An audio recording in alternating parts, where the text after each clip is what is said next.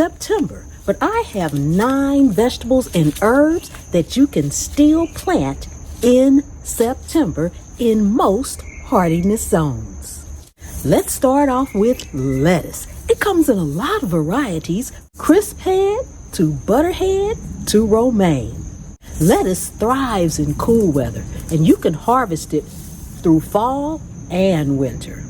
2 varieties that are known to be cold tolerant would be Bibb and Marvel. Next up, we have spinach. It is nutrient dense and perfect for the fall. Bloomsdale and Winter King varieties are perfect for cold weather. And I love spinach because it is so versatile, from soups to salads to smoothies and just about any kind of cooked dish. And I love to put it in my omelets for breakfast. So grab you up some spinach. Kale. Kale is tough and curly. Look at that. Doesn't that look good? It's a dark green leafy vegetable, and it is full of vitamins and minerals. Again, you can eat it raw or cooked, just like spinach. Soups, salads, cooked dishes, smoothies. Russian red and Nero. Let's see.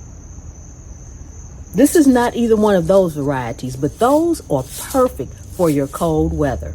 Carrots. Now, you can get carrots in all different colors. And when you cook them like that and you have rainbow carrots, they are gorgeous. This root vegetable is easy to grow, and you can harvest it throughout fall and winter. Radish. They are quick growing, and they have a kind of peppery, spicy flavor to them. Personally, I like to eat radish raw. Okay, I love radish in my salad, but to just pick up a radish and chop it up and eat it like that for a snack, I love that peppery taste that radishes provide. And I think, you can harvest radish in about 21 days. They grow really, really quick. And don't throw away your tops, your radish tops, because you can cook and eat those too. Now, as far as varieties go, when it comes to the best and the quickest for your cooler weather, French breakfast and cherry bell. Those are 2 good varieties that are perfect for your fall and your cooler weathers. Beets. Again, they are colorful. And when they're cooked and they get that real deep, rich color in them, you can roast them, you can bake them, you can broil them, you can boil them. You can just do anything with beets. Oh yeah, I forgot. They can be pickled. That's one of my favorites. They also are a good source of not only vitamins, but fiber as well. Detroit dark red and golden beet are your best ones for cold tolerant. Depending on where you are, if you are in a colder zone, those are your better ones for cold tolerance. Now we get into my favorite. Yes, herbs. Let me just have a little break right here. Next year, I am turning my garden. I do something different every year. I guess you all realize that by now. This year was medicinal, and I grew a lot of medicinal plants. I've dehydrated them, and I've got jars of them in there done. All right. But next year, I am going to plant mostly herbs, all kind of herbs.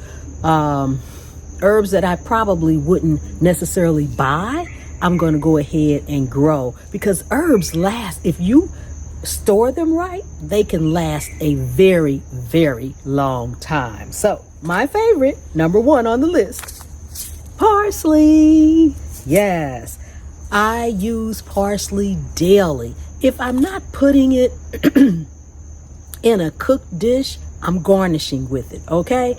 I love it. I love fresh parsley. I love flat leaf. I love Italian parsley. I love parsley, okay? And it is very, very versatile.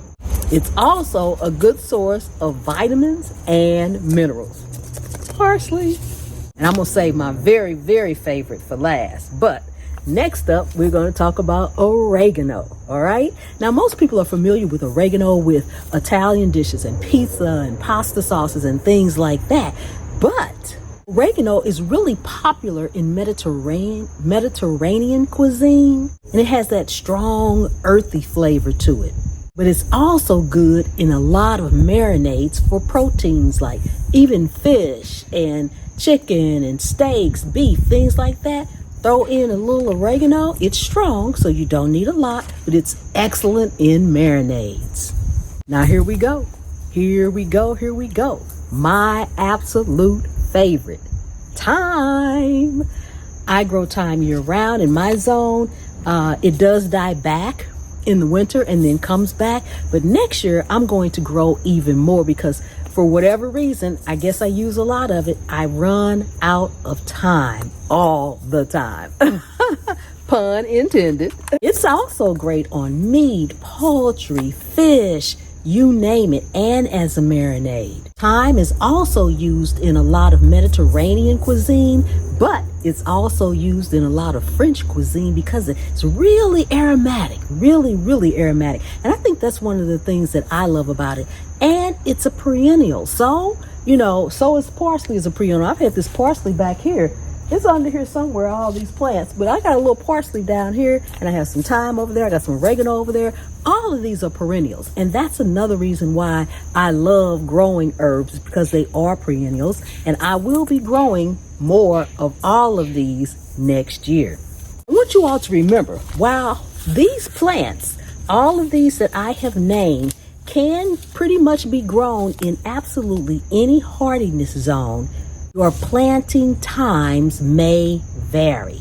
So take that into consideration. You may be planting it at the beginning of September. Someone else may need to plant it in the middle or towards the end of September. It's going to depend on your actual zone.